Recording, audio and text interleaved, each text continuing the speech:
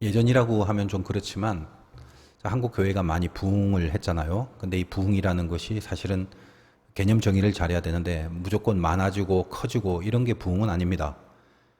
근데 막 그렇다 친다면 어쨌든 간에 인원이 많아지고 교회 숫자가 많아지는 것도 딱 그것만 본다면 나쁜 건 아니겠죠. 거기서 제대로 신앙생활만 잘 영위가 된다면 그것처럼 귀한 게 어디 있겠습니까? 근데 그렇게 초창기에 우리가 한참 하나님의 은혜에 붙들려 있을 때는 이 나라가 참 불쌍한 민족이었잖아요. 못 먹고 못 살았던 그런 나라인데 복음이 이 땅에 오고 하나님의 은혜가 들어서면서 감히 아주 빠른 시간 내에 선진국의 대열에 우리가 들어가게 됐고 경제적인 선진국이라는 것보다는 영적인 그런 부분에서 거의 뭐 기독교 종주국이 돼서 이제는 유럽이나 미국에서 한국 교회를 막 연구하러 오는 그런 경지까지 우리가 갔다라는 것입니다. 저도 이제 고등학교 때 예수를 믿었지만 한 70년대 전후반 그때가 한국 교회에 거의 피크를 쳤을 때죠. 그러다가 이제 90년도 초반부터 각이 한번 꺾이더니 계속 지금 좀 추락을 하고 있는 추세입니다. 이거는 이제 수적인 것을 말하는 것입니다. 그러니까 본질적인 측면이 아니라 그냥 눈에 보여지는 올라감, 내려감 이런 것만 얘기를 하는 것인데 그렇게 한참 올라갈 무렵에는 상당히 그 기도를 많이 한 것 같아요. 신자들이. 그러니까 모이기도 잘 모였고 뭐 집회도 많았고 그리고 이렇게 화려하거나 편안한 데가 별로 없었어요. 교회라는 게 다 딱딱한 장의자. 그리고 기도원 같은 데 가서 이렇게 기도를 많이 했죠. 그래서 지금도 보통 큰 교회들은 각자 이제 자기 교회의 기도원들을 어디 저 시골이나 지방에 하나씩 두고 그걸 이용합니다. 이제 요즘 이제 그게 잘 안 돼갖고 거의 다 무너지거나 다른 데 팔거나 이제 이런 경우가 대부분이고 또 그 교회에 소속되는 신자들도 옛날부터 이용해온 그 시설 안 좋은 후진 기도원 수련원, 수련원 이런 데는 잘 안 가려고 그러죠.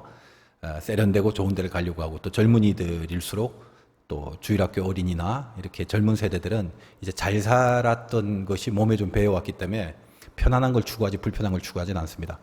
근데 어떻게 보면 이게 꼭 좋다고는 말할 수는 없어도 뭔가 그런 원시적이고 그 야생적인 것에서 이게 하나님과의 기도의 관계를 많이 맺었던 것이 어떤 한편에서는 굉장히 도움이 될 때도 많아요. 물론 저도 이제 고등학교 때 그런 기도 생활을 좀 하기도 했습니다만 그 이후에도 제가 일부러 좀 이렇게 마음 잡을 것도 필요하고 인생의 결단이 필요할 때는 이렇게 산에 가서 기도를 하기도 하고 또 시골에서 목회할 때는 그런 경우가 많았는데 아예 작정하고 계획을 하고 그랬다라는 거예요. 제가 이제 왜 이렇게 구구절절 이야기를 하냐면 우리 그 젊은이 예배의 어떤 그 메리트라고 하면은 그래도 이제 심플하잖아요. 찬양하고 말씀 듣고 그 다음에 이제 기도를 하는 시간인데 내 생각에는 솔직히 말하면 기도를 한 1시간 했으면 좋겠어요. 다 집에 가겠지만. 근데 한창 기도를 할 때는 1시간이 그렇게 길지가 않아요. 예수님도 정한 대로 늘 매일 1시라도 기도할 수 없느냐 제자들에게 말한 그 1시라는 게 진짜 1시간이거든. 그래서 어느 정도 우리가 24시간이 우리에게 주어져 있으면 자는 시간, 밥 먹는 시간, 뭐 일하는 시간 다 빼고 사실 1시간 정도는 하나님 앞에 기도하는 시간을 해야 근신히, 간신히, 간간히 어떤 신앙의 명맥을 유지할 그런 힘이 좀 생기는 정도입니다. 근데 사실 하루에 1시간 기도하는 사람이 없어요. 저도 요즘은 그렇게 못해요. 그러니까 자꾸 기도가 그리워지고 그런 마음이 생기는데 그럼 이제 한번 좀 내 자신을 충전해야겠다 싶은 마음이 들고 깊은 기도 속에 좀 들어가서 하나님과 소통하는 그런 경험들을 여러분이 해야 신앙의 내공이 생기고 신앙생활하는 것이 이렇게 살아있게 되거든요. 기도를 어디까지 해야 되냐면 내 안에 이럴 때가 기도를 많이 하게 되면 어느 순간인가 하나님이 내 기도를 듣고 있구나라는 느낌이 이렇게 들 때가 있어요. 물론 이런 거는 과학적인 근거는 아니죠. 영적인 느낌이기 때문에 그냥 이렇게밖에 표현할 수 없는데 한참 믿음 속에서 깊이 집중해서 들어가면 이게 하나님이 내 기도를 듣고 계시네 이런 생각이 확 들고 그리고 안에서 이렇게 뭔가 이 그 뜨거운 확신이 이렇게 생길 때가 있다고요. 간단하게 말하면 그런 겁니다. 그러니까 그런 데까지 가면 세상과 나는 강고도 없고 이렇게 되거든.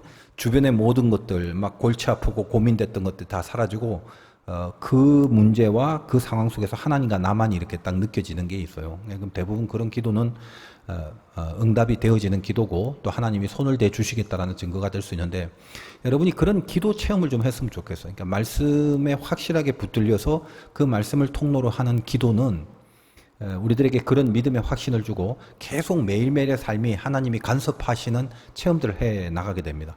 이게 사실 동행이지. 동행이 말로만 돼. 내 옆에 있어야 동행이잖아. 그래서 여러분이 정말 그 하나님과 이렇게 동행한다는 매번의 이 호흡을 하나님과 같이 한다라는 것을 그 기도의 깊은 세계에 들어가서 좀 체험하고 경험을 했으면 좋겠다는 생각이 듭니다. 좀 그렇게 좀 이끌고 싶은데 내 마음 갖고만 되는 건 아니겠지. 여러분이 아무튼 염두에 두시고 우리가 혹시 잊어버렸던 그리고 등한시 해왔던 깊숙하게 들어가지 못했던 이 영적 기도의 세계 이것이 그나마 한 발자국이라도 우리 젊은이 예배 가운데 그 기회가 있다라는 걸 이렇게 좀 다행으로 감사하게 여기고 충분히 그 말씀에 붙들려서 빠르게 그 속으로 진입할 수 있는 그런 기도가 있기를 바랍니다. 이렇게 뭐 서론이 긴 얘기는 오늘 별 내용이 없어요. 오늘 이제 이 뜰인데 뜰 그럼 마당이겠지만 사실 성경에서 말하는 뜰은 벽입니다. 벽, 담, 성막의 담. 그래서 이제 아까도 뭐 그 그림 하나 좀 띄워달라고 그랬는데 저거 한번 보시면 저 사각형 저거 양쪽에 사각형 벽이잖아. 벽, 담. 저걸 보통 뜰이라고 그럽니다. 그래서 오늘 저 뜰, 그 다음에 동쪽으로 들어가는 문, 그 다음에 뜰을 그냥 벽이라고 해서 그 벽을 세울 때 이렇게 기둥이 있어야지 천으로 이 기둥을 연결해서 벽을 칠 거 아니야. 그래서 이 기둥, 뜰, 이런 얘기 나오는 대로 잠깐만 한번 살펴보도록 하겠습니다. 일단은 저 구절을 보니까, 너는 성막에 뜰을 만들지. 이렇게 뜰이 나오죠. 그러니까 남쪽을 향하여 뜰 남쪽에 너비가 100규빗, 세마포 휘장을 쳐서 그 한쪽을 당하겠. 그 기둥이 수물이고 그 받침 수물은 노수로 하고 그 기둥 갈고리와 가름대는 은으로 하고. 자, 이런 그 명칭들이 나오니까 뭐가 뭔지 잘 모를 수가 있습니다. 그러니까 그냥 간단히 봅시다. 이 직사각형이니까 동쪽하고 저쪽이 어디야? 서쪽이 짧은데, 그 다음에 남쪽과 북쪽은 긴데다 이 말이지. 그럼 이제 기둥을 다 사각형으로 박아놨는데 여기 읽어보니까 이 남쪽 북쪽은 20개씩 박았어요. 그러니까 기둥이. 그 다음에 동쪽은 문이 있으니까 동쪽하고 서쪽이 좀 짧지. 이제 여기는 10개씩. 20개, 20개, 10개, 10개, 40, 50, 60. 총 60개의 기둥으로 담을 칩니다. 이게 이제 성막의 구조다. 이 정도만 알면 되고. 그 다음에 그 기둥이 60개 있는데 그 기둥 하나만 보면 또 그림에 있는지 모르겠는데 그 기둥 밑바닥에 받침이 있잖아. 그 노수로 된 받침 이렇게 세워놔야 되니까 받침이 있을 것이고. 그 다음에 그 기둥을 여러분 텐트 칠 때 이렇게 그 텐트를 고리로 메고 땅에 이렇게 박는 것처럼 그 기둥을 세울 때 단단하게 고정하도록 줄을 맬 수 있는 갈고리. 저렇게 비슷하게 생겼어요. 그 갈고리가 있을 것이고. 그리고 이제 그 가름대라고 해서 기둥과 기둥 사이를 이렇게 막대기로 이렇게 꽂아서 튼튼하게 하는 걸 이제 가름대라고 하고. 오늘 성경에 나오는 표현들이야. 여러분 이제 이걸 아는 게 전혀 인생에 도움이 안 될 수도 있습니다만 기본적으로는 알고 나서 그 암 속에서 뭔가 메시지를 이제 구하는 게 중요하니까 참고로 그 정도만 알면 됩니다. 그러니까 60개의 기둥, 그 다음에 기둥마다 저런 받침, 갈고리, 가름대 이런 것들이 있다. 그 정도. 그 다음에 이제 길이가 남북으로 한 45m 정도면 규빗을 이제 우리 치수로 환산을 하면 그래. 그다음에 동선은 짧으니까 요 길이는 22.5m. 높이 한 2m. 그러니까 한 2m 넘어야 이렇게 뭐가 있나 안에 이렇게 씩 볼 수 있지. 키가 2m 안 되는 사람은 볼 수 없습니다. 옛날 저는 안 가봤지만 서커스라는 게 있을 때 돈 안 내고 들어가려면 밑에 파고 들어가다 잡히고 이런 그 영화나 드라마 같은 거 몇 번 봤는데 그렇게 하지 않고서 위로 이렇게 볼 수는 없죠. 2m가 되니까. 자, 이제 저런 것들이 뭔 의미가 있느냐 하면 그렇게 그닥 깊은 의미라기보다는 뻔한 의미지. 뻔한 건데 우리는 항상 그래. 진리는 너무 뻔한 게 많아요. 근데 뻔한데도 이제 그걸 적용 못 시키고 그 뻔한 것을 실천을 못 한다는 게 문제가 있는 거 아니겠습니까? 왜 담을 칩니까? 그리고 이 담은 기둥과 기둥을 세마포라는 천으로 이렇게 딱 갖다 대서 벽을 만들었는데 왜 담을 쳐? 담치는 이유는 간단하지. 첫째는 구별되는 거. 세상과 성막이 성전이 구별되는 거. 그 다음에 또 하나는 보호를 위해서 남들이 못 들어오게, 짐승들이 못 들어오게. 그러니까 구별과 보호입니다. 세상으로부터 구별이 되고 그 구별됨을 누가? 하나님이 보호하신다. 그게 우리들의 존재론이다. 이걸 가르쳐 주는 거죠. 그러니까 여러분 생각을 해봐. 이 성막이라는 게 포톱을 하기 때문에 12지파가 매달 세팅을 하면서 세 지파씩 이렇게 동서남북에 포진을 하는데 굳이 그렇게 벽 칠 필요가 있겠나 싶어. 근데 뭡니까? 굳이 벽을 치지 이렇게. 즉 뜰을 만든다 이 말이야. 왜? 절대로 여기는 구별된 거는. 그리고 이쪽으로는 왔다 갔다 할 수가 없다. 딱 하나 동쪽 문으로만 들어가게 되는 것으로 특화된 이것이 우리들에게 주는 메시지가 그 복음의 메시지라고 그랬죠. 그리고 여기를 세마포로 이렇게 둘렀다고 그러는데 세마포라는 천으로 뭐 실크도 있을 수 있고 뭐 하다못해 비닐로는 그때는 없었나? 뭐 하여간 뭐 포대도 있을 수 있고 여러 가지가 있는데 굳이 세마포로 한 이유는 이 성경의 일관적인 맥을 나타내는 건데 요한계시록 19장 6절에서 8절에 보면 이렇게 돼 있어요. 그에게 허락하사 빛나고 깨끗한 세마포를 입게 하셨은즉 이 세마포는 성도들의 옳은 행실이로다 하더라. 그러니까 성경이 성경에서 자체적으로 해석하려면 그대로 받아들여야죠. 세마포를 뭐라고 했습니까? 성도들의 옳은 행실이라. 그러니까 성전은 우리를 말한다고 그랬지. 처음부터 성전 얘기할 때 그랬잖아. 성령이 내 안에 거하는 성전. 지금의 성전은 이거는 이런 건물과 같은 예배당이 본질이 아니라 내가 주님이 내 안에 있고 성령이 내 안에 있는 내가 바로 산 성전이 된다. 이런 얘기를 했습니다. 그러니까 우리 같은 이 성전을 성전이 우리기 때문에 우리가 세마포로 이렇게 둘러져 있는 세상과 구별되어 있고 거룩하게 살아가라고 그렇게 세마포를 쳤는데 그 구별됨이 어디에 있냐면 세마포는 성도들의 옳은 행실이라. 우리가 옳은 행실을 하는 것으로 세상과 구별이 되는 거예요. 그걸 상징하는 게 세마포입니다. 옳은 행실이 뭐예요? 착한 일? 뭐 선한 일? 그게 다 옳은 행실이겠지. 근데 여기 아까 읽었던 계시록의 헬라어가 디카요마라는 말인데 그걸 그대로 번역하면 행실까지 번역을 안 합니다. 의입니다. 의. 그거는 그냥 제가 저번 주인가 모르겠네요. 어쨌든 요한계시록 하면서도 그 의에 대한 얘기를 아마 한 것 같은데 도덕이나 윤리 이런 걸 말하는 게 아닙니다. 그래서 예수 믿는 사람은 세상 사람들보다 더 도덕적이고 윤리적이어야 되죠. 마땅히. 그래야 보기도 좋고. 근데 그게 다가 아니고 그게 절대가 아니다. 단지 착한 게 신앙, 선한 게 신앙이라고 딱 연결될 수는 없다. 당연히 신앙이 있으면 착하고 선해지는 건 당연한 거지만 그러면 옳은 행실이라는 게 뭐냐? 디카이오마. 이거는 성경에서 말하는 그 영적인 의를 말하는 거죠. 1차적으로는. 어떤 겁니까? 예수의 죽으심으로 의롭게 된 그 의. 그죠? 이 얘기를 제가 최근에 한 것 같은데 이 의라는 게 디카요라는 이 말을 번역하기보다는 사실은 오를 의자라는 한자가 훨씬 더 신앙적이라고 얘기를 했지. 그 오를 의자는 양이라는 글자 밑에 나자인데 그 나라는 게 창이라는 글자로 만들어진 것입니다. 손과 창, 손에 창을 쥐고 위에 있는 양을 찌른 거야. 양이 죽은 거지. 그게 의다 이거지. 그러니까 그 죽은 양이 내 위에 있어. 나자 위에. 이게 뭐냐면 의다의 의. 그러니까 여러분이 의롭다는 것은 내가 의로운 조건이 돼서가 아니라 결국 예수 그리스도인 어린 양이 나를 위해 죽으심으로 그 죽으신 어린 양 때문에 내가 위에서 봤을 때 뭐다? 하나님 앞에 의롭게 여김을 받는다. 그래서 우리는 칭의입니다. 우리는 justice가 아니라 justification. 하나님이 우리를 의롭게 만들어서 의로운 자다. 이렇게 얘기를 하는 것입니다. 그러니까 사실 우리에게는 이중성이 있어요. 어디 나가서 의인입니까? 죄인입니까? 그럼 여러분 뭐라고 말할 거야? 의인입니다 하기에는 염치 없고 송구스럽지. 죄인입니다 하려면 뭔가 이게 큰일 날 것 같고 벌 받을 것 같고 어떻게 해야 돼? 당연히 의인입니다라고 얘기를 해야 되는데 덧붙인다면 용서받은 의인입니다. 이렇게. 혹은 염치 없지만 의인입니다. 이렇게.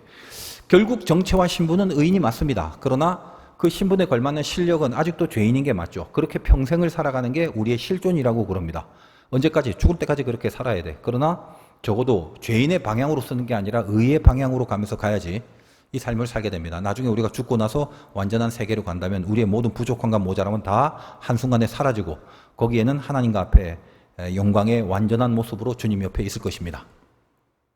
그 영적인 세계에서 이야기를 좀 해주고 싶지만 또 시간 가니까 여러분이 많은 설교를 통해서 계속적으로 여러분이 터득하고 깨달아 가시길 바라고 하여간 그렇다면 이 세마포가 옳은 행실이라고 했으니 세마포는 세상과 우리를 구별하는 구별이라고 하죠. 담이니까 옳은 행실로 우리가 세상과 구별돼야 된다. 옳은 행실이라는 게 뭔데? 세상보다 착하고 세상보다 도덕적이냐로 구별되는 게 아니라 그 전에 주님이 나를 위하여 죽으신 보혈의 공로로 내가 의롭게 칭함을 받았고 구별된 사람이다라는 것으로 세상과 달리 우리는 구별되어 있다는 것입니다. 그러니까 딱 한마디로 뭐다? 우리 안에 예수가 있다 없다로 세상과 구별되는 것 뿐이다 이거지. 여기서부터 파생되는 게 예수가 있기 때문에 도덕적이고 예수가 있기 때문에 윤리적이고 예수가 있기 때문에 착하고 선하게 삶을 살아야 된다라는 것이죠. 그러면 착각을 하면 안 돼. 당연히 도덕적으로 살아야 되고 윤리적으로 살아야 되지만 우리가 예수가 나를 위해 죽으심으로 확보된 그 의로움이라는 건 도덕적 수준에 머물러서는 안 되는 거예요. 훨씬 더 상상할 수 없을 정도의 경지까지, 도덕과 윤리로는 말할 수 없는 그 경지까지 가주는 거를 때로는 요구받을 수도 있다는 거예요. 거기가 어딘데? 죽기까지 하는 거예요. 부담되지. 근데 예수님은 우리를 위해서 그렇게 하셨잖아. 그러니까 우리로 하여금 그 사람을 돕는 게 아니라 그 사람을 위하여 죽기까지 때로는 요구를 받을 수도 있는 거예요. 그게 신자의 의미다. 난 못하는데, 아니요. 그거는 못하는 게 아니라 하게끔 돼 있어, 할 때가 되면. 옛날에는 그 어디 오지에 가서 순교하시는 분들 되면 와, 나는 저 사람들 발가락도 못 따라가겠다, 이런 생각을 할 때가 있었는데, 깊은 기도 속에서 내가 순교를 시뮬레이션을 하니까 자신이 없는 거야. 옛날에 기도할 때 어떤 순교하는 상황 속에 가서 내가 정말 기쁘게 순교할 정도가 돼야 내가 믿음이 있는 사람이라고 생각을 했는데 자신이 없어, 안 돼. 그래서 참 많은 절망을 스스로 했는데, 제가 깨달은 게 하나님 앞에 그 기도를 계속하면서 이런 걸 깨달았어. 그 순교하는 사람들이 날 때부터 응애하면서부터 뭐 이유식 하면서부터 난 순교자가 될 거야, 머리에 막 혈서 쓰고 순교자 이렇게 안 살았어요. 똑같아. 다만 순교하는 그 자리에 갔을 때 성령께서 우리들에게 임하셔서 순교할 수 있는 용기를 주신 거지, 그때. 그걸 내가 나중에 깨닫게 돼서, 그래서 나는 아직은 모르지만 혹시 드라마틱한 어떤 현장에 가서 순교를 하게 된다? 그런다면 하나님이 힘을 주실 것 같다는 확신은 있어. 정말 그래야만 된다면. 그런 것처럼 우리의 의라는 건 우리 안에서 발동되는 게 아닙니다. 고로 하나님이 우리에게 뭔가를 주시고 하나님 앞에 붙들림이 있으면 내가 상상할 수 없는, 진짜 생각하지도 못한 경지까지 그분의 뜻을 실천하고 따를 수 있는 그 경지까지 하나님이 이끌어 주신다는, 그걸 믿는 거예요. 내 실력과 수준을 믿는 게 아니라. 그렇게 믿고 알고만 있으면 돼. 나는 내가 사는 게 아니다. 내 의는 하나님이 주신 거기 때문에 하나님은 나에게 하나님 자신이 해줄 수 있는 그 길로 이끄시고 그 능력을 주실 것이다. 고로 단지 착하고 도덕적이고 윤리적인 수준이 아니다. 훨씬 뛰어넘어서 어떨 때는 죽음까지도 갈 수 있는 것까지 염두에 두고 살아야 된다, 이거죠. 신앙이라는 건 다 사실 어떻게 보면 순교잖아. 여러분도 사실 살면서 매번 하나님 때문에 버려야 되고 하나님 때문에 죽어야 되고 하나님 때문에 없애야 되는 것들이 얼마나 많아요. 그거에 얼마나 많이 성공하느냐에 따라서 여러분의 신앙의 수준이 결정되는 거잖아. 많이 죽이면 죽일수록 여러분의 신앙은 깊은 거고. 그런 거 아니겠습니까? 예배도 뭐라고 해요? 내가 산재물이기 때문에 이 자리에 오면 나를 죽일 거를 생각하고 오라고 그랬죠. 오늘은 뭘 죽일까? 내 교만을 죽일까? 내 자만을 죽일까? 내 탐욕을 죽일까? 내 정욕을 죽일까? 뭔가 나에게 악한 세력으로 꽉 붙잡혀 있는 뭔가를 감지하고 이거를 하나님 앞에 나와서 죽여야겠다는 생각으로 나오는 자는 항상 예배에 성공하게 돼 있다. 늘 드리는 말씀이죠. 그래서 이 세상에는 없는 거를 우리는 갖고 있다. 그래서 구별됨이에요. 그 의를 갖고 있기 때문에. 여러분, 세상은 대신 죽이는 건 있어. 나 대신 쟤를 죽이는 건 있어, 세상은. 그러나 대신 죽는 거, 이건 세상에 없어요. 그게 세상과 구별되고 있는 우리들만의 하나의 하나님이 주신 우리들만의 어떤 요구다라는 거예요. 이게 칭의, 주님이 나를 의롭게 여기셨다. 자, 그러면 알겠는데, 하나님이 해주신다는 건 알겠는데, 그래도 우리 편에서 어떻게라도 그런 경지로 좀 갈 수 있는 뭔가 그런 힘, 그런 어떤 능력, 이런 걸 그래도 좀 확보는 해야 되지 않겠는가, 뭐 이런 생각을 어쩔 수 없이 우리는 하게 되죠. 글쎄, 뭐 다른 방법은 없습니다. 하나밖에 없죠. 칭의, 의이기 때문에 주님의 죽으심, 이게 우리 안에 들어와야 돼요. 그래서 여러분이 어떤 일을 놔두고 기도를 하거나 그 문제를 하나님이 나로 하여금 나를 죽이면서까지 그 일을 그 죽음으로 해내기를 원하시는 그런 경지들이 발생할 때마다 기도를 해야 되겠죠. 그 기도 속에 뭐요? 주님이 나를 위해 죽으셨다라는 걸 가슴으로 계속 받아야 되는 거예요, 이게. 그래서 이를 뭐라고 표현해나? 그걸 자꾸 생각하고 의식을 해야 된다는 거예요. 그러나 이게 최면하고는 달라. 최면을 걸라는 말이 아니라 믿음을 가지란 말이에요, 믿음을. 내가 누구냐? 물론 이게 안 믿겨지는 사람은 어쩔 수 없지. 은혜가 있어야 믿음이 생기는데 은혜를 못 받으면 아무리 믿음 가지라고 하고 아무리 설득을 해도 안 되는 거잖아요. 그래서 여러분은 일단 믿음이 있다, 은혜를 받았다라는 전제하에 지금 얘기를 하는 거예요. 내 마음에 그리스도의 보혈이 계속 흘리게 돼야지. 그래야 내 안에 주님의 은혜가 넘치거든요. 그러니까 바로 맞닥뜨리면 안 돼. 그걸 신앙으로 맞닥뜨리고 옳은 행실, 즉 의인으로서 맞닥뜨리려면 내 안에 피가 흘러야 되기 때문에 그 주의 보혈에 대한 묵상을 깊이 하고 들어가야 되는 거예요. 기도 속에서 하든 묵상 속에서 하든, 아, 내 안에 주님의 보혈이 흘러는구나, 이거를 생각을 해내야 된다. 여러분, 믿음은 생각이에요, 생각. 그러니까 생각을 안 하고 믿음 생활을 한다, 이렇게 얘기를 하면 안 돼. 그렇게 되면 내 안에 나를 방해하는 모든 나쁜 것들이 그 보혈로 인하여 떠나가게 되는 것입니다. 신앙이라는 건 하나님과 나의 자리를 바꾸는 거거든. 내 안에 그리스도가 들어오는 거거든. 그리스도가 들어옴으로 내 안에 나쁜 게 나가는 거지. 그러니까 다른 종교와 기독교의 그 근본적인 차이점이 그겁니다. 다른 종교도 다 선을 추구하고 윤리와 도덕을 추구해. 누가 나쁘게 살라는 종교가 어딨어. 완전 사이코 사이비 빼고는.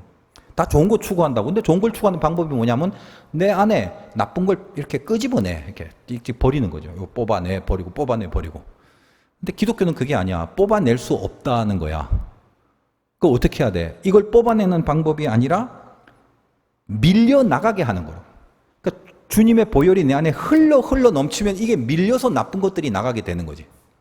그걸 뭐라고 하냐면 이제 충만이라고 합니다. 그래서 여러분이 성령 충만해야 된다, 은혜 충만해야 된다. 그 충만이란 말을 왜 하냐면 어디서 그냥 배 터지게 배불리 먹고 막 나자빠지고 이런 행복한 경지로 가라는 말이 아니라 나쁜 것이 자연스럽게 밀려나가게 되는 그 경지까지 가는 거다 이 말이에요. 틀림없습니다. 여러분이 예를 들면 뭐 보혈의 찬송을 하든지 보혈을 묵상하든지 그리스도의 나를 위하여 죽으심에 대한 믿음을 계속 마음속으로 집중하고 그걸 느끼면 그 보혈이 흐르게 돼 있어요. 우리는 이미 그 은혜를 받은 사람이기 때문에. 그러면 나쁜 것들이 남아있을 수가 없어. 이렇게 떠나게 되고 밀려나가게 된다고. 그러면 내가 이렇게 달라져 가는구나를 여러분 스스로가 느낄 수 있습니다. 여러분 예수 믿으면서 내가 좀 변화되고 있네라는 걸 스스로 못 느낀다면 그거 아직 멀었어요. 아직 아닙니다. 그리고 남들이 그걸 알아야 돼. 이 사람 변했네 이거. 그러니까 여러분도 이 중에 뭐 경험이 있는 사람이 뭐지만 저는 그런 경험이 워낙 많죠. 비포 애프터가 너무 분명해서 예수 믿기 전에 나는 정말 세상 사람이었고 물론 뭐 세상 사람이래 봤자 뭐 고등학교 수준이니까. 그리고 예수 믿고 나서 이제 변했기 때문에 저는 가장 큰 변화 중에 하나가 뭐냐면 친구가 바뀌어요. 친구가. 예수 믿기 전에 친구는 안 믿는 친구들. 이 친구들이 내가 예수 믿고 있는 나를 보고 입을 해벌리고 있어요. 제가 왜 저러냐 이거지.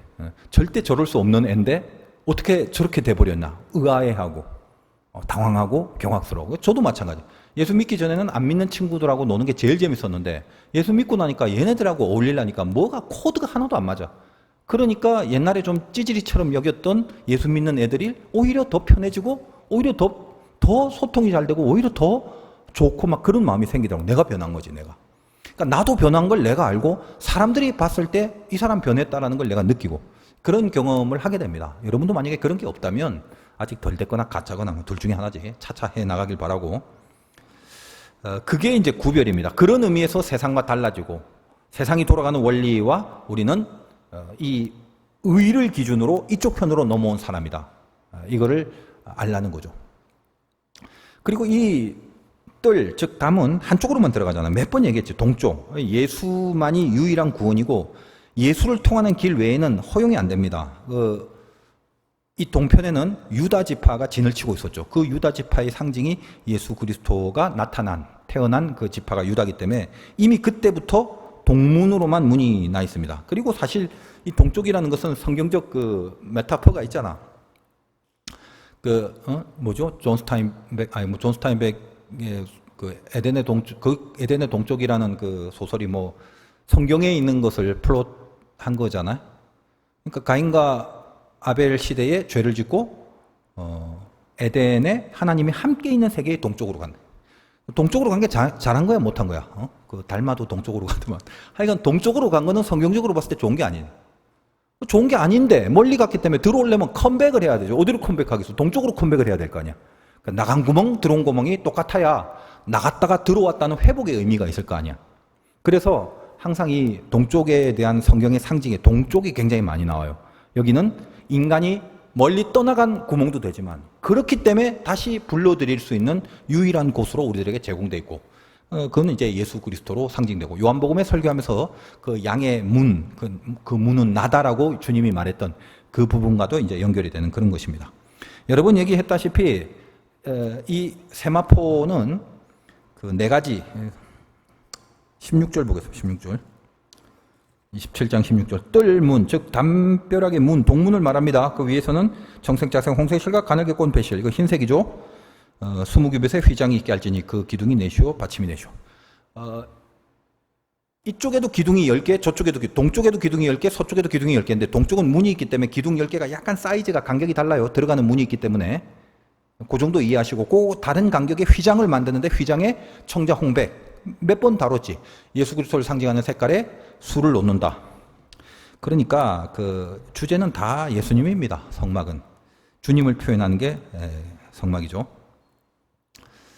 우리가 이제 제사장이라고 하면 예수님이 왕 같은 제사장이라고 우리를 칭했고 그분이 제사장이 그 왜 제사장이면 세상과 하나님을 다리를 연결하는 폰티텍스라고도 하는데 우리도 그런 인생을 살아야 된다는 이게 사명이라는 것입니다. 그러니까 동쪽 문으로 들어가는 즉 예수님을 통해서만 세상이 하나님을 만나게 되는 거예요. 그 제사장의 역할이 우리가 제사장의 삶을 산다는 건 목사가 되고 선교사가 되는 게 아니야. 나는 여러분들이 목사 선교사 좀 안 됐으면 좋겠어. 사명을 갖고 살아야 돼.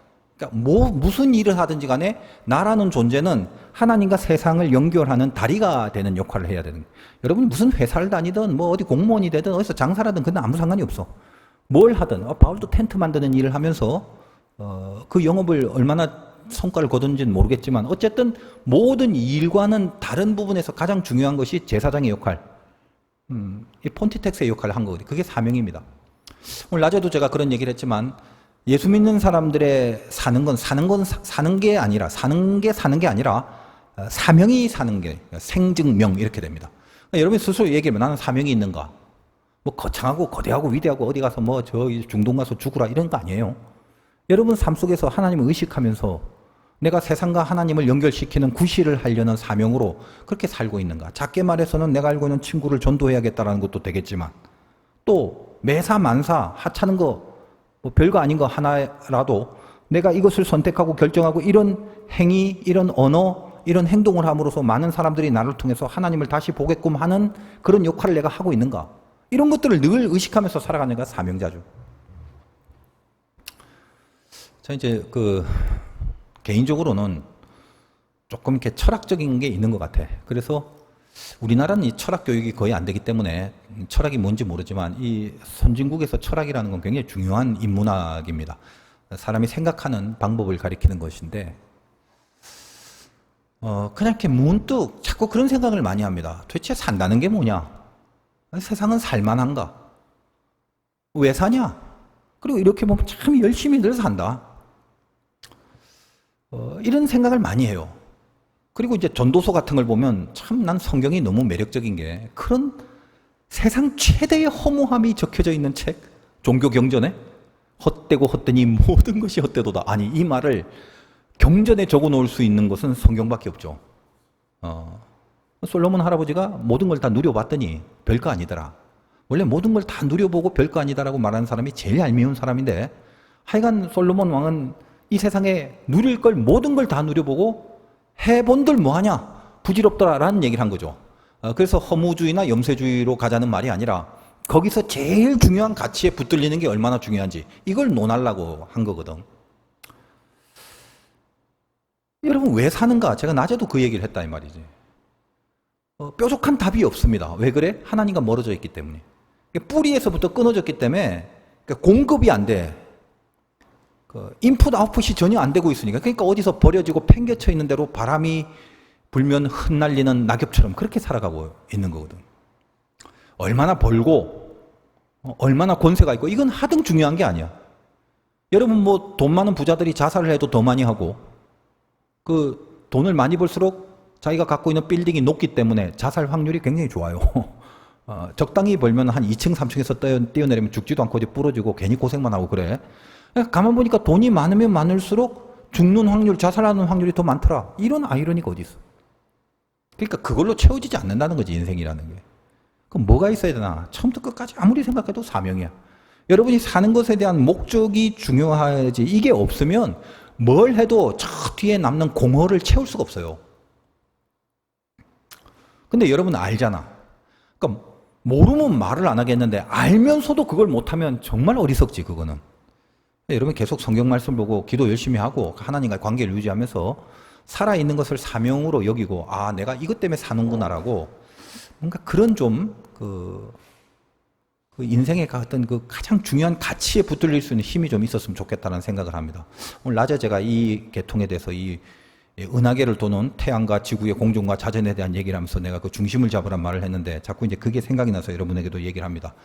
신명기 설교를 들으시면 돼요. 세상에는 어딘가로 들어가는 문이 굉장히 많습니다. 성막은 하나밖에 없죠. 문이 굉장히 많다라는 말은 뭐냐? 세상은 자력구원이라는 거예요. 내 힘으로 이 문도 따보고 저 문도 따보고 넘어가 보기도 하고 밑으로 들어가 보기도 하고. 이게 현대사회는 포스트 모더니즘이라고 그러지. 그거는 다원화, 멀티하다 이 말이에요. 다원화가 뭐냐? 한마디로 좋은 게 좋은 거. 이걸 다원화라고 그래. 너도 맞고 나도 맞고. 옛날에 너는 틀렸었는데 그래서 대립과 저항과 반대편에 설 줄 알고 충돌이 나타났는데 이제는 충돌을 안 해. 평화야. 피스. 근데 이게 진짜 가치가 있는 피스가 아니지. 좋은 게 좋은 거니까 내 잘못과 네 잘못을 서로 봐주자는 거야. 그래서 다 같이 너도 나도 다 맞다. 남자가 여자라도 맞고 여자가 남자라도 맞고 남자끼리 결혼을 해도 맞고 그 네 인생이고 내가 아니랄지라도 네가 좋아? 오케이 좋으면 좋은 거. 이렇게 되는 거죠. 여러분이 진리에 서려면 반드시 짚고 넘어야 될 게 인간은 가능성이 없다는 걸 느껴야 돼. 사람이 자기 입으로 자기 생각으로 좋다는 건 절대로 좋은 게 아닙니다. 근데 어느덧 포스트 모더니즘이라는 게 뭐가 된 거예요? 인간이 좋은 건 다 좋은 게 돼버린 거야. 좋다고 느끼기만 하면 좋은 게 돼버린 거지. 여기서 진리와 절대는 사라져버리고 완전히 미친 세상이 돼버린. 그러니까 요즘도 범죄를 가만히 보면요. 점점 이유 없는 범죄들이 많죠. 근거가 없어. 죽이고 싶어서 죽여. 누군데? 몰라? 모르는 사람이야. 그 좋은 거 죽이고 싶어서 죽이는데 뭐. 이 정신세계에 지금 미친 바람이 지금 불고 있다라고만 여러분이 생각을 하면 돼요. 이게 절대가 사라지는 세상이에요. 전부 다 상대화. 이게 무슨 엄청나게 뭐 포용력이 커지고 뭐 깊어지고 다양해지고 그런 헛소리 하면 안 돼요. 죄라는 게 뭐냐면 이 죄라는 게 한자로 안일비자의 그물인데 그물을 벗어나는 겁니다. 저는 옛날에 그 신앙생활 하면서 막 자유롭게 살다가 내 멋대로 생각하고 내 멋대로 말하고 저는 어렸을 때 예수 믿기 전에 욕도 굉장히 잘했어요, 학교에서. 그래서 막 뭐라고 해야 되나, 우리 막 남자 학교에서는 교복 입고 막 이럴 때라서 막 싸움도 거칠게 잘해야 되고 공부도 잘해야 되고 막 안 밀리려면 막 팰 수도 있어야 되고 아무튼 좀 거칠었어요, 옛날에는. 근데 예수를 딱 믿고 나니까 갑자기 옛날에 이렇게 익숙하게 했던 것들을 다 끊어야 되는데 이게 힘들더라고, 이게. 나도 모르게 막 욱하고 욕이 나오기도 하고 뭐 나도 모르게 옛날에 했던 것들이 자꾸 나오기도 하고. 그러니까 뭘 느끼냐? 답답한 거야. 그냥 이거 어떻게 하지? 또 이래야 돼? 근데 처음에 누구나 그래요. 근데 그게 뭐냐면 망아지처럼 풀렸던 거를 길을 들여야 되기 때문에 고삐로 잡아서 이렇게 끌고 가는 그런 과정들이 필요합니다. 근데 그 과정을 안 거치면은 절대로 이 세계에 입문할 수가 없어요. 죄라는 건 그겁니다. 내가 이렇게 속박돼 있는 게 싫은 거야. 그물을 벗어나고 싶은 거야. 근데 이게 뭐하고 같냐면 바다에 풍랑이 일어났는데 조그만 보트가 하나 있는데 배가 파산이 돼갖고 살 수 있는 방법은 보트밖에 없어서 어떻게든 구사일생으로 보트에 올라탔어, 몇 명이. 그리고 감사하게 기도를 하고 있는데 그중에 어떤 한 놈이 막 주변에서 막 빠져서 호적거리고 죽어가는 사람들 보면서 입을 해벌리고 부러워하는 거야.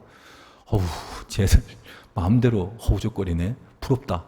나는 여기 보트 안에서만 갇혀서 더 이상 딴 데로 못 가는데. 이 생각하고 똑같은 거예요. 여러분이 세상에서 마음껏 살아가는 애들을 보고 부러워하고 있다면 여러분 진 겁니다. 그래서 부러운 건 지는 거다라는 명언이 거기서 나오는 거예요. 왜 세상에서 자유롭게 살고 지멋대로 사는 걸 부러워하나? 그거는 죽음의 길인데.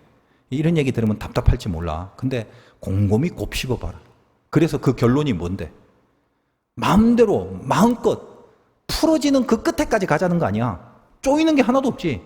있는 대로 풀어줘. 세포가 다 분열될 때까지 그냥 다 풀어 헤쳐보자 아니야?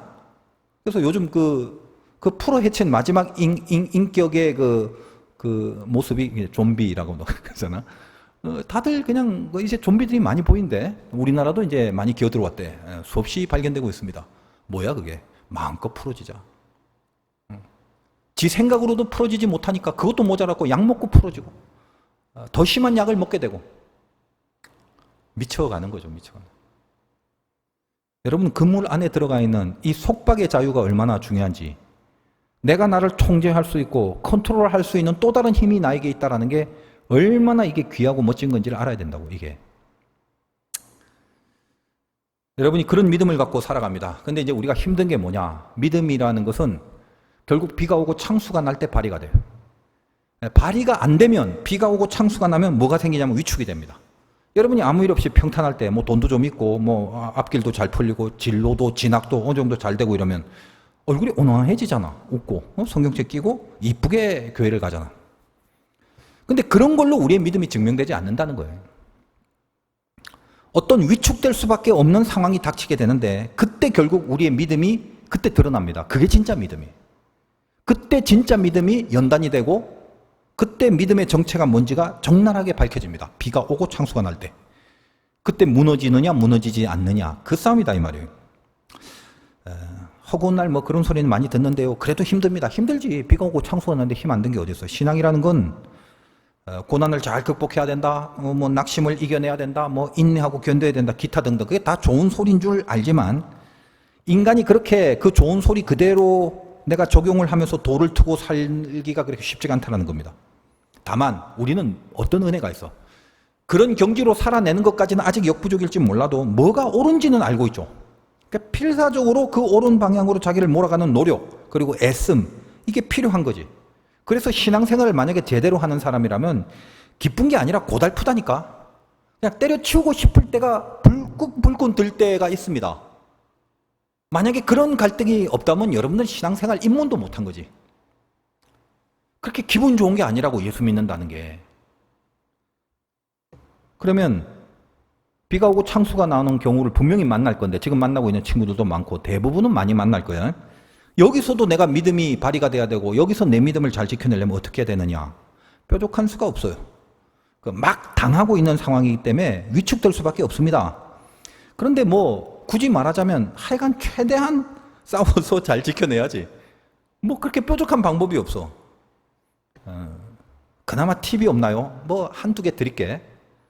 일단은 제일 먼저는 말씀을 끄집어내야 돼. 그래서 위축된 상황 속에서 문제가 생기면 빨리 이걸 내가 해결하려고 머리를 굴리잖아, 사람이. 근데 말씀과 약속을 기억하려고 머리가 움직이진 않아요. 문제가 닥치면 세상적 방법으로 해결하려고 이 뇌가 돌아가지. 그 문제를 앞두고 빨리 말씀을 또 은혜를 그거 먼저 기억하려고 뇌가 돌아가지 않아요. 이것도 연습을 하고 훈련을 해야 돼요. 말씀이 없이 머리를 쓰면은 이 머리는 굴리면 굴릴수록 낭떠러지로 갑니다. 틀린 생각이 꼬리에 꼬리를 물고 계속 가다가 결국은 뭐다? 뒷단에 밤새서 생각하는 거지만 결론은 틀린 생각으로 결론이 납니다. 그래서 어떻게 해야 돼? 예수 믿는 사람들은 약속부터 기억을 해내는 말씀 그리고 그 작업 이걸 해야 됩니다. 그러니까 잠시 확 위축돼서 쫄기 전에 내가 은혜 받은 옛일들 이런 거 있잖아. 뭐 죽다 살아난 일들 없나? 나는 너무 많은데 그때그때 하나님의 도우심이 있었던 그리고 성경에서 마음 뜨겁게 내가 붙잡고 그 말씀을 갖고 막 울었던 그런 일들 그런 것들이 전부 다 나를 향한 언약들이 이루어낸 숱한 사건과 과정들인데 그걸 먼저 생각을 해서 그 다음에 어떻게 내 생각의 무드를 잡아야 된다고. 여러분 생각이 논리적인 것 같아? 아니요. 생각도 무드입니다. 조명 하나 바뀌어도 여러분의 생각이 바뀐다고. 인간이 그만큼 부질없다 이 말이야. 그럼 뭘 근거로 해야 돼? 조명빨 갖고 생각을 하면 안 되고 말씀을 끄집어내서 그 말씀의 무드를 갖고 생각을 해야지 그때 바른 생각을 하게 된다 이 말이에요. 여러분 경험이 있는지 모르겠지만 나도 하도 그 의심이 많고 그래서 여러분한테 여러 번 설교를 한 건데 고등학교 3학년 때 처음 예수 믿고 은혜를 받았지. 분명히 은혜를 받았기 때문에 믿음이 생겼지. 근데도 워낙 이성적이니까 그리고 그전엔 내가 교회를 싫어했고 하나님 믿는다는 걸 인정 안 했기 때문에 하나님 살아계시면 좀 이렇게 내 눈에 보여주고 나 또 그땐 또 하나님 보면 죽는다는 뭐 이런 얘기를 어디서 성경에서 들어갔고 하나님 살아계시면 나 이렇게 나 여기 있다 까꿍 뭐 이렇게 좀 소리라도 한번 들려달라고. 근데 그렇게 울면서 기도한 적이 있어요. 그러면 이 얘기 다 했지. 그냥 길게 안 하고 그냥 그런 경험을 했습니다. 네가 뭘 하려느냐, 네가 무엇을 하려느냐. 이게 한시 방향에서 들리는 완전 서라운드 시스템, 완전 사운드로 마음에서 들리는 게 아니라 사운드로 들었어요. 쪼리더라고. 근데 나도 참 대단한 게 그 어린 나이에 내가 혹시 심신이 박약하여 내가 만든 환청일 수도 있다. 이런 생각을 한 거야. 그래서 한 번도 하나님, 이게 정말 하나님이 나에게 들리는 목소리, 한 번도 똑같이 토시 하나 빠지지 말고 들려달라고. 그랬더니 동일하게 네가 무엇을 하려느냐, 이 음성, 내 흉내, 내 성대 묘사도 할 수 있을 정도야. 그렇게 들립니다. 그때부터 제가 무릎을 꿇고, 그때는 뭐 항복이지. 왜냐면 내가 나를 아는데, 나의 이 신랄한 이성의 그 경지를 내가 나를 아는데, 이게 결국 항복이 되는. 그래서 뭐 무릎 꿇고 그때 하나님이 들어서 좋을 만한 기도는 전부 다 했어요. 내가 그때 목사가 뭔지는 몰라서 목사가 되겠다는 기도는 아마 안 한 것 같지만, 인생과 목숨과 뭘 다 바치느니 많이, 어쨌든 내가 할 수 있는 모든 기도는 다 한 것 같아. 몰라, 또 그게 또 하나의 그 스타트가 돼서 지금 여기 서 있는지는 모르겠지만, 근데 왜 이런 얘기를 하냐면, 저도 신앙생활 하면서 그때는 하나님 살아계시는 게 분명하기 때문에 세상 어떤 일이 있어도 내 믿음이 변하지 않을 것 같았고, 하나님이 제일이었고, 세상이 가소롭더라고. 내가 당한 고난도 아무것도 아닌 것 같고, 아니 천지 만물을 창조하신 하나님이 존재하는 걸 내가 느꼈는데 더 이상 뭐가 필요한? 그런데 걱정을 한다면 그게 또라이지. 천지를 만드신 하나님이 존재하시는데 내가 염려와 걱정을 하고 있다면 이거 약간 이상한 사람 아니야? 그때부터 뭐 나가서 자동차 소리도 아름답고, 그냥 그 아스팔트에 먼지가 뿌옇게 묻어있는 나무도 아름답고, 그 뭐 새들하고도 대화가 될 수 있을 것 같더라고. 막 꽃들하고도 대화가 될 수 있을 것 같고, 아름답게 보이고 그러더라고. 눈이 변한 거죠, 눈이. 성자가 될 줄 알았는데 그러지 못하더라고. 하나님 음성 듣다고 해도 되는 게 아니야. 그러나 이런 건 있어요. 내가 오늘 이 말씀에 근거하여 드리는 얘기야. 뭐 여러 가지 수많은 말씀과 언약에 대한 사건이 있지만, 그래서 조금 흔들리거나 또 나중에 가서 약간 좀 신통차고 이럴 때는 가끔 생각을 해. 하나님이 그때 나에게 주신 것들. 그러면 그 음성이 생각나면 다시 회복의 속도가 굉장히 빨라집니다. 그런 하나님이었는데. 뿐만 아니라 내가 인생 살면서 죽다 살아난 게 얼마나 많은데, 그거 다 뭐 얘기하려면 이 중에 나하고 오랫동안 신앙생활 한 사람은 간헐적으로 뭐 간증을 들었을 수도 있고, 뭐 들어도 뭐 이제 세월이 많이 흘렀으니까 다 잊어버리고 그랬겠지만, 나는 그런 체험들이 너무 많아. 너무 감사한 건데, 그걸 끄집어냅니다. 끄집어내서 기억을 먼저 합니다. 이 문제를 복잡하게 해결하기 전에 받았던 은혜와 말씀을 자꾸 되새겨 놓으면 내 생각에 무드가 잡힌다고. 그리고 나서 생각하는 거야. 그리고 나서. 그게 어떤 위축한 상황 속에서 내가 할 수 있는 것입니다. 생각을 약속이 잡아버리게 해야 돼. 그게 중요한 거야. 바른 생각 이런 거 없어요. 올바른 판단 이런 게 없다고. 여러분 정탐꾼 12명이 가서 10명이 조금 못 들어간다라고 판단을 하고, 그 틀린 생각이야 그게? 인생이라는 건 팩트가 중요한 게 아니라 실체가 중요한 거지. 10명은 팩트를 얘기한 거고 2명은 실체를 얘기한 거죠. 그럼 뭐가 승부가 나는 거야? 팩트에서 승부가 나지 않는다고. 이 세상에 팩트라는 게 얼마나 다양하냐? 그 팩트라는 것도 뭐가 팩트야? 빨간색 안경 끼면 빨간색으로 보이고 파란색 안경 끼면 파란색으로 보이는 거. 팩트보다 더 중요한 게 실체지. 실체가 진리다 이 말이지. 이거는 믿음의 렌즈를 갖고 해석을 해버리잖아. 인생이라는 건 해석이 운명이라고. 하나님 앞에 그런 해석을 할 수 있는 무드가 됐을 때 그 생각과 판단이 나오는 거지. 그게 위축되지 않게 만드는 힘이 되는 거예요. 그게. 내가 좀 자주 얘기하는 게, 제발 머리 나쁜 거 좀 인정하고 살라고. 내 머리 나쁘다는 걸 제발 인정 좀 하라고. 근데 다 뭐냐면 지 생각이 제일 맞다고 착각을 해요. 안 고쳐. 이게 맞대. 왜 그래?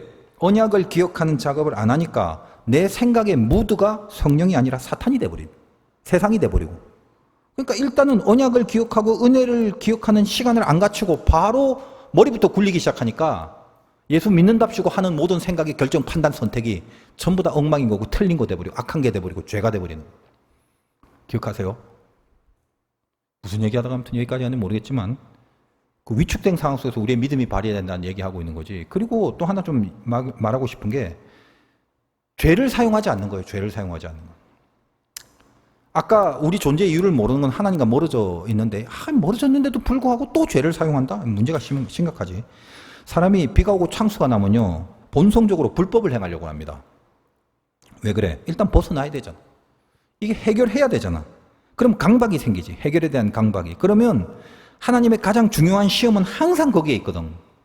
하나님의 합격은 항상 우리를 시험에 집어넣는데, 그 시험이 뭐냐면 궁지에 몰아넣어. 궁지에 몰아놓고 죄를 사용하기에 가장 좋은 경지로 집어넣고 얘가 죄를 사용하느냐 사용하지 않느냐 그걸 보더라고. 거기에 합격해야 돼. 여러분 대표적으로 요셉. 보디발의 아내의 요구를 거절합니다. 이건 단지 어떤 성적인 유혹을 잘라낸 이런 사건이 아니라 존재를 걸었고 인생을 걸었던 거지. 신앙을 위해서 자기 목숨을 건 거죠. 인생의 운명을 걸어버린 거죠. 그냥 저기 상전에 부인이 하는 거니까 종놈이 뭔 말이 많아 알겠습니다 하고 못 이기는 척해도 그게 큰 죄가 될 수 없잖아. 강박에 의한 그런 거니까. 근데 요셉은 어때? 옷을 벗어 던지고 죽을 각오를 한 거지. 하나님이 합격을 시킨 겁니다. 그래서 시편에 보면 누명을 쓰고 요셉이 감옥에 있을 때도 그의 혼이 쇠사슬에 매였다 이렇게 표현합니다. 얼마나 심각한 경지야. 혼이 몸뚱아리가 밧줄에 감겨 있는 건 이해를 하겠는데 이 정신이 나가버린다. 이 쇠사슬에 묶인 그런 표현입니다. 그러니까 단지 깜빵에 갇힌 게 아니라 그의 그 정신의 피폐함, 내가 왜 이 몰골이 될 수밖에 없는가. 여러분이 선하게 살려고 하는데 오히려 누명 쓰고 막 깜빵에 들어가고 이거 돌아버릴 거 아니야 이거? 그런데 시편에서는 뭐라고 하냐면 그의 혼이 쇠사슬에 매이고 그의 발이 착고에 차요. 발이 이렇게 노예들 발목 잡으면 발목 피가 나잖아. 그런 착고에 차여서 감옥에 있다라는 거예요. 근데 연결되는 말이 뭐라고 하냐면 하나님의 말씀이 응할 때까지라 이렇게 돼 있다. 그러니까 요셉은 그런 거를 통해서 하나님의 말씀이 나에게 응할 때까지 어떻게든지 간에 나를 통해서 하나님의 뜻이 이루어지는 그 경지까지 결국 참아내고 살아내고 절대로 죄를 사용하지 않은 그 점에서 합격을 한 거지. 말씀을 사용했지 죄를 사용하지 않았다는 거예요. 여러분 승리하는 사람 같은 경우 요셉이 휘바람 불면서 이겨낸 게 아닙니다. 명심하세요. 여러분의 승리는 룰루랄라 하면서 이기는 승리 그런 거는 승리라고 하지도 마. 아무나 할 수 있는 거예요. 혼이 나갈 정도로 극심한 궁지에서도 죄를 사용하지 않는 거. 그거 굉장히 힘듭니다. 근데 하나님이 그걸 딱 보고 있다. 빨리 그걸 생각해. 하나님 나 지금 보고 있네. 하나님을 사랑하지 않으면 이런 믿음은 불가능하죠. 내 욕심보다 하나님을 먼저 사랑하고 하나님을 더 사랑해야 이 승리가 가능한데 욕심 이루는 걸 포기하지 않으면 반드시 내 욕심을 이루려고 한다면 결국은 뭐다? 그 사람은 죄를 사용하게 돼 있다라는 거예요. 그러니까 내 욕심보다는 하나님을 사랑하는 게 제일 중요한 거죠. 두 가지 얘기했지. 언약 빨리 말씀과 언약을 먼저 생각해내라. 머리 굴리기 전에. 그리고 어떤 경우라도 죄를 사용하기 딱 좋게끔 우리를 밀어넣을 건데 그 자리에서 절대 죄를 사용하지 않으므로 깜빵에 갇히더라도 죄를 사용하지 않으므로 하나님 앞에 픽업이 되라 이거예요. 하나만 더 하면 보채야 돼요. 보채야 돼. 보챈다는 표현이 좀 그런데 귀찮게 한다는 게 아니라 하나님과 호흡을 같이 해야 돼. 이게 하나님과 함께 하는 것입니다. 호흡을 같이 한다는 게 뭐냐. 이 권투를 잘 모르지만 권투 선수 하는 말이 잽이 중요하다. 잽이 우리가 보면 툭툭 치는 게 별로 안 아플 것 같지. 근데 나중에 스트라이크, 어퍼컷, 이 카운터 펀치가 들어갈 때는 잽을 얼마나 맞았느냐에 따라서 쓰러지는 강도가 결정되는 거야. 그러니까 잽 맞는 게 엄청난 거예요. 이걸 뭐라고 하냐면 일종의 호흡입니다. 큰 일을 놔두고 하나님 앞에 한 방에 기도를 하는 게 아니라 평소에 하나님 앞에 호흡을 하는 거예요. 우리가 어떤 위축되는 상황이 되면 두 가지, 하나는 확 원망을 해버리든가 아니면 깊은 기도 속으로 들어가서 깊은 호흡을 하든가 둘 중에 하나가 되거든. 늘 주님 하면서 호흡을 합니다. 어떤 어려움이 있을 때 에이 이렇게 나가지 않고 주여 하는 호흡을 하잖아. 그러니까 두 가지 중에 하나를 하게 돼 있다고. 내 믿음의 상태에 따라서. 그러니까 여러분이 주여라는 이쪽으로 가게 되는 거 이건 호흡이야. 하나님을 늘 그렇게 숨을 쉬면서 같이 살아가는. 여기서 뭐가 생기냐? 이 호흡 속에 영적인 근력이 생깁니다. 여러분 운동은 다 호흡입니다. 호흡이 운동이야. 그러니까 근력이 생기는 것도 그러죠. 사람이 편하면 절대 기도 안 해요. 정해진 시간 밥 먹을 때 기도하는 거, 공적인 대표 기도 이런 거 말고는 잘 기도 안 합니다. 고난이 없는데도 나는 기도를 매일 하는데요. 그거 밥 먹을 때밖에 없다니까. 가만 생각하라고. 그러면 결국 뭐다? 하나님이 우리에게 기도를 시켜서 선수를 만들려고 위축된 상황 속에 집어넣기도 합니다. 원망에서 삐져나가면 끝이지만 그렇지 않고 믿음이 있다면 계속적인 호흡을 깊이 하게 되거든. 깊숙한 호흡이 된다. 근력을 키우려고. 하나님 그걸 만드는 것입니다. 그러니까 여러분이 원망하고 딴 생각하고 낙담에 한숨 쉬지 말고 기도의 호흡을 하라고 우리를 집어넣는다라는 거예요. 이 동쪽 문으로 들어가는 사람은 그런 의미에서 세상 사람과 구별되어 있지. 세상을 풀어가는 솔루션 자체가 다르다고. 이 동쪽 문, 한 문, 오직 예수 그리스도만으로 인생을 건 사람들은 이 세상 사람들과 이런 면에서 다르다 이거예요. 고난, 비와 창수, 위기, 위축된 상황 속에서 뭐다? 세상에는 없는 거. 약속과 말씀부터 팍 기억해내는 이런 거. 그리고 뭐다? 절대 저 세상이 맨날 붙잡고 사용하는 죄를 절대 사용하지 않는 거. 그리고 하나님과의 기도 속에 원망과 저주와 낙담과 푸념이 아니라 하나님 앞에 기도의 호흡으로 계속 깊은 호흡을 하는 거. 이게 저들과 구별된 우리만의 독보적인 인생관이다. 그런 겁니다. 이런 부분에 여러분 승리하시고 여러분 기도 속에도 하나님 앞에 붙들리는 은혜가 있으시기를 주님의 이름으로 축원드립니다.